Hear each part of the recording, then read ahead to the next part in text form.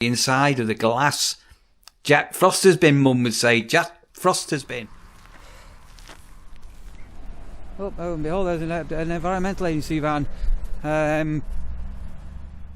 Look at that. Oh, what are you doing? Are you just hanging around?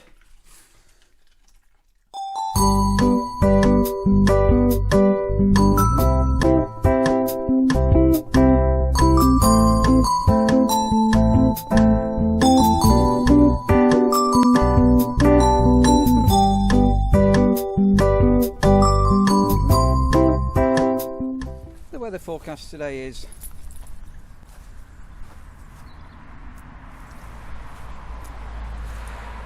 dribbling on a bright and beautiful day.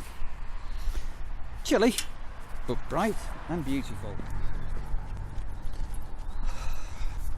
Very much the calm after the storms. Had all sorts, haven't we, in recent times? In the UK.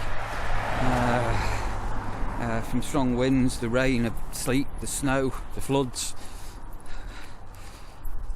But that's British weather, isn't it? Get your big coat on, put your wellies on. Right, so I'm giving Rasher a walk, and I've got several things to be doing at home. Watching out for frost, don't want to slip over. Let's see what the rest of the day brings. In our life in Lincolnshire. She's really got spring in her step today. She's bounding along. Look at this. Bound, bound, bound. Tail waggling, feet going. She is funny. She really is at times. She doesn't normally. She's not a dog that likes heat or anything. But we've got a basket in our bedroom, which she's now found out she likes. The basket in the kitchen she's never really bothered with, but she does now. The last few nights, I've been sort of crawling into bed at night. She's been on my side and refusing to move. She's like, I'm snugged up and warm here. Oh, golly, Rasher. Taking me around in knots. Right, let's finish Rasher's walk off and get back in. Get a cup of coffee. It's very the forecast is improving. Fountain. He's really going for it. Look at that there. Oh, lovely. You alright, Rasher? How'd you walk? Have we got the dog bag? What are you doing? We're going in. What are you doing? Big fountain. Rasher, looking at me longingly. Right, I've just been creating, well ahead of myself. I've just cut up some braising steak, which has been fried off, a fresh vegetable which I've boiled fried. This is one of these new Git pans. Did you see that product review? Go and check out that pan set. And look at this, what my son sent me. So this was ordered before Christmas, and it's only just arrived. Look at that there. Look, isn't that there? Fantastic. Subscribe to my YouTube channel, Campsite Warden. How good is that? Isn't that pretty? So, as you know, when I do sort of some product reviews or we're in the studio area, I have some props in the background. So that's that there. That's a bit early to go in just yet. Right, Rasher, you're just bounding as ever, just wanting treats. Right. Have you been a good girl? Have you been good? We just fed the birds as well, haven't we? Right, I'm going to get the vacuum out and give the floor a quick vacuum in, and then crack on with other jobs that I'm doing this afternoon.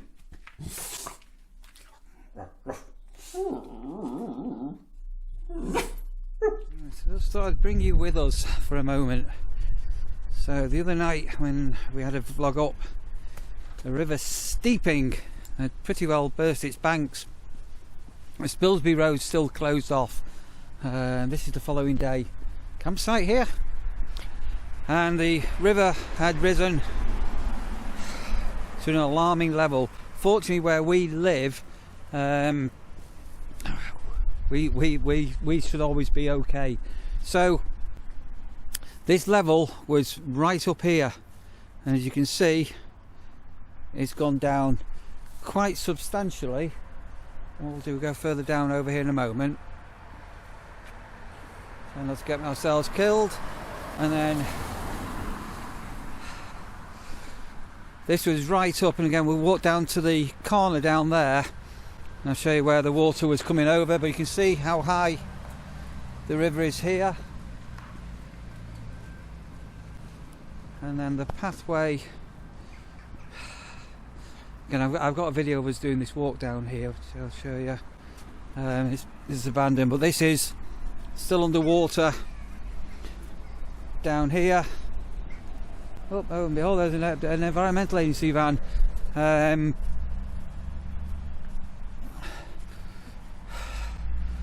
say, to give you some idea of how much water was about, that's the levels to where these, but I don't believe these properties have flooded, fortunately. I believe they're okay. And you can see down there is some people down there. And then we'll go down to the corner over here, which was quite alarming yesterday, and just show you the situation in the daylight that you may not have been able to pick up the detail of what we had yesterday. So there is a marker there, isn't there? I've not noticed that before. So for future references we'll try and remember that. You can see how much the river has risen down there. As I say, further down on towards the Spilsby Road, the road is still closed off. There was emergency services were out last night, and people are out volunteering and filling sandbags. I think it's either 2 or 3 properties did get flooded, which was horrible for the people, absolutely horrible. Right, so this is all quite calm.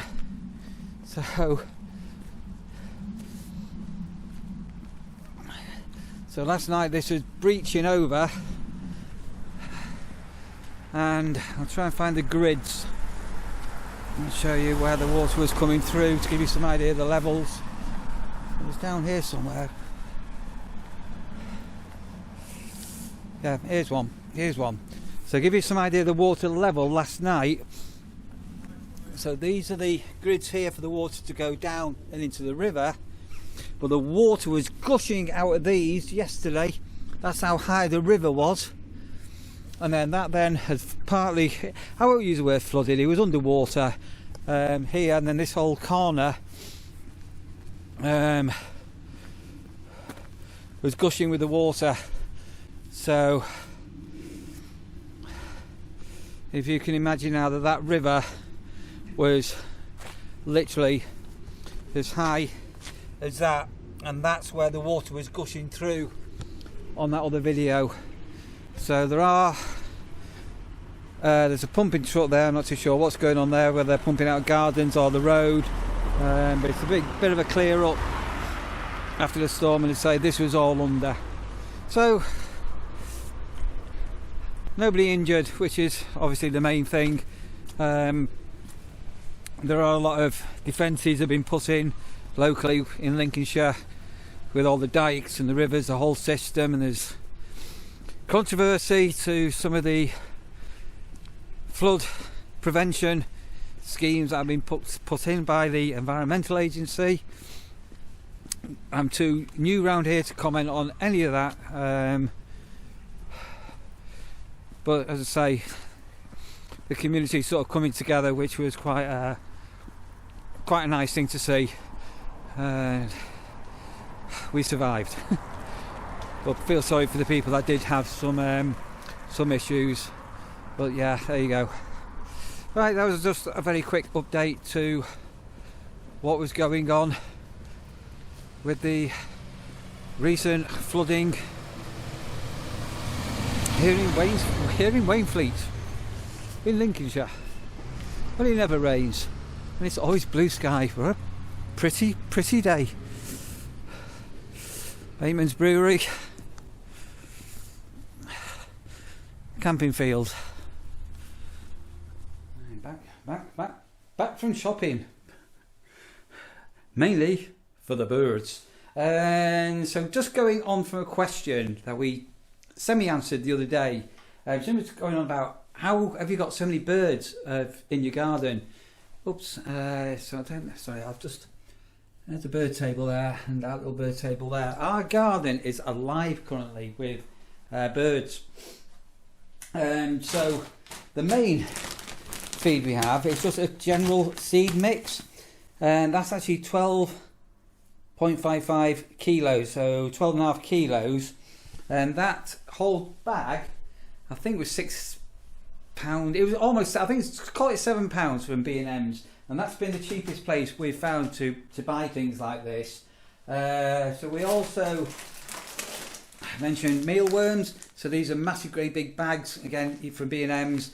Buying them online and garden centres tends to be quite a lot more expensive at the moment.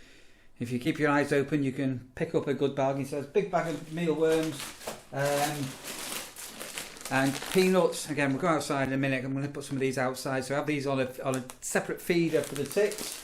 And we bought a 150 box of fat balls fairly recently. So, but the fat balls aren't over popular. It tends to be the blackbirds that tends to be going on for them. So, for a bit of a change, I've got some suet dumplings. We'll see whether those get eaten more than the fat balls. And B&M's have now started doing the same size box, instead of being fat balls, they're suet balls. So, we'll carry out an experiment. And then I bought, so we randomly buy these things. That's a suet filled pine cone. And you can make your own things like this. And again, I think B&M's, they did have some half coconut hangers where they're full of suet. But once you've bought those, if you keep the coconut shells, you can actually fill them up and make your own bird mixes and things like that and put them out. So I'm getting soft in my old age. I'm buying more stuff for the birds than anything else. Our garden, as I say, we're just incredibly pleased with things. We've got the doves out there and the tits out there and the sparrows out there. We're hoping to get the swifts come spring sort of time in summer, house martin sort of thing to coming in, as well as your regular pigeons and your rooks. We don't get many pigeons, fortunately, and the rooks tend to come and go. And as I say, currently we have got a bit of a spree of blackbird activity. Anyway, that's all that. I'm going to go and put these away. So what we do with the seed mix as well, we do store that in the greenhouse, but not in a bag or any of these outside, because you will get mice or rats or other vermin getting in. So we do have a galvanised container in the greenhouse, which is basically metal, so nothing can get in. So yeah, let's go and hang some things up. So hedge, gone through it all before. Those, can you see them moving about? Can you see the sparrows? I'm so close I can almost touch them. Hello sparrows. There they go. Rather than fly off. Nesting boxes, which have a lot of interest, have been taken. That's the peanut feeder where you get the tits clawing onto here. That's the suet cone. I've just hanging from there. They're the fat balls. These are the suet balls, some mealworms and some seed. So this cover comes off, and then this middle bit here fills up, so the birds go into here. And then interesting, even the robins are too fat at the moment. Even the robins can't get into here. So only currently are the tits feeding inside that one there, and it keeps out all the big birds. So that's our little feeding station. And you see the feeders are well away from the house and everything like that as well, just in case there is any vermin about. Vermin. So earlier, this video, it was this morning, wasn't it? Late morning. I'd prepared a braised steak, slow cooked stew. And look at that bubbling away now. Look at that there. Look at those dumplings. Just look. Look at that. Oh, wait. So, when Sandra gets home on a cold winter's night, she'll have some fresh hot food to warm up her cockles. Sandra has got no idea how lucky she is to have me. Oh, that really, saying that just really winds some people up, doesn't it? Oh, what's going on with these fridge magnets? They keep slipping all the way down the fridge. Now you go there, you go there. You go there. You go there. You go there.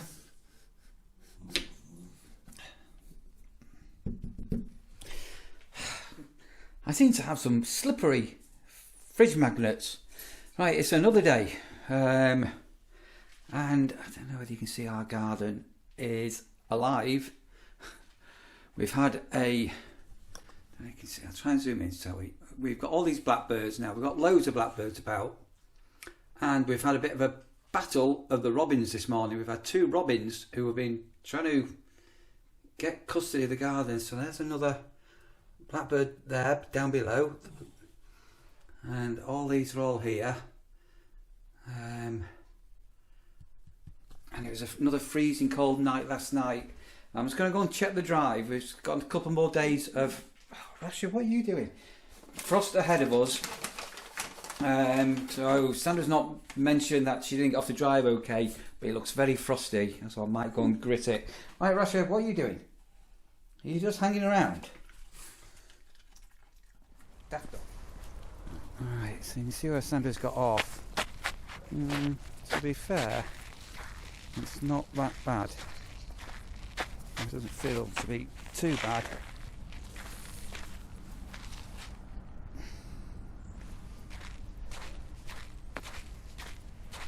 Still going to throw down some grit. A couple of days it will clear up. So those who have been watching the vlogs will know that we bought this big bag of grit. My golly, some time back. And the idea is that we can put it near the near the drive, and then if we end up with a situation like this, we can throw out the grit. Now Sandra said there was a small shovel in here somewhere. Like everything in this garage, where it is, I really do not know. I need a kiddie's bucket and spade. Right. No, really not too sure. Right, we need to go on the hunt. Right. It's full of cobwebs, but it'll do. Right, I'm going to take that builder's bucket with the grit in and put it up near the gate, and then going forward, if we do have any more heavy frost or anything like that, it's easy to go and sort out.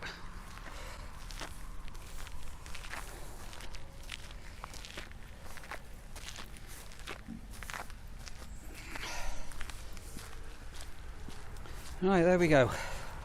So that's not only for us getting off the drive, obviously we get deliveries and the postman and things like that, so looking after their welfare as well. So we don't want the postman hurting himself, do we?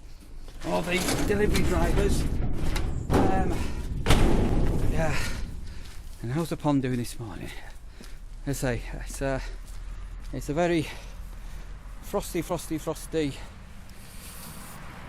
icy time, and if you look carefully, so whoop, we're having a spurt. So where this is ice, thick ice, and where the pond is managing to spurt, we've got running water. Look at that there, that's underneath, look at that there. There's a little duck, you can have a little ice skate if you want. Skate. So it's a bit of a source of drinking water for the birds. We'll go and check the birds' water in the back garden, give them a top up if it's frozen. So they've been all out here earlier, and what I am going to do, is that frozen? Yeah. Get some hot water on there for them.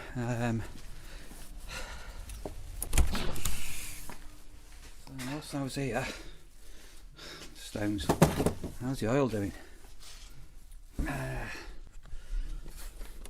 We're down to about half a tank at the moment, so that's all lasting pretty well.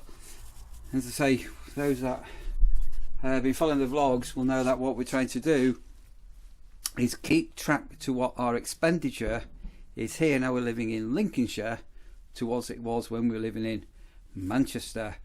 So the two big differences is we don't have gas here, so our gas bill has now gone, but to heat our water and central heating we're using oil. So we're monitoring that, and we've also got a water meter. So our water meter usage that's been monitored has gone up since I came back from working at the nurseries, and that's because primarily I have a bath every single night. But it's going to be interesting when we get a full set of figures in sort of, I don't know, April, May, June sort of period, when we actually do a comparison to does it cost more living here to what it did in Manchester. So our council tax is also higher here, not by a lot, but it all adds up. A couple £100 here and £100 there. Before you know it, it's all adding up. Right, that's the oil level checked. I'll let Sandra know. Right, I think I'll finish this little vlog off here. So yeah, it'll probably be up a couple of days after I film this with one thing or another, but we've obviously had the local flood in Boston apparently got really badly hit. So ironically enough, we were there walking a couple of weeks ago and saw the big river and everything like that, but apparently Boston got hit quite bad, and obviously up the road here got hit, and there's still one road is closed because now the sheer ice, and currently we're in a bit of a deep freeze section of the year. Well, another 3 days and it's going to clear. Over and all, you know, the British, sorry if you're watching this from overseas, the British just love to talk about the weather, and like, I've got no, it's an obsession, isn't it? Now, the news channels are the culprits that put the whole country into panic mode. You know, back in the day before social media and 24-hour news, you may get a hint that there was going to be some bad weather, but basically you look at the clouds and you go, oh look, it's cold. Are those snow clouds? You remember talking about snow clouds? What happened to snow clouds? And then it snowed, and you put on 2 pairs of socks, your wellies, a big coat, another layer, a balaclava if you were little. And nowadays, oh, it's snowing, oh God, oh, it's snowing. And down south, the southern sissies down there, oh my good grief, only joking, calm down before you start commenting there about down south, not knowing what it's like to have proper winters, proper snow, proper icy cold. Those of a certain age, do you remember, like, when the outside pipes used to freeze? I can remember when I was a little boy with my dad with a hairdryer outside the bathroom window upstairs, trying to get the overflow pipes to defrost with a hairdryer. And then when we had single glazing, and you scrape your fingers on the inside of the glass. Jack Frost has been, Mum would say. Jack Frost has been. You don't even hear any mention of Jack Frost anymore. What happened to Jack Frost? Where did Jack Frost go to? I mean, the weather forecasters don't even mention him. Like, Jack Frost is coming in the morning. Yeah, no central heating. Well, a tiny electric and a tiny little gas fire in our living room, and then it was a coal fire that had to be lit. But no, yeah. Anyway, enough of me going on. The good old days. But were they? You know what? When we were little, we used to always smile.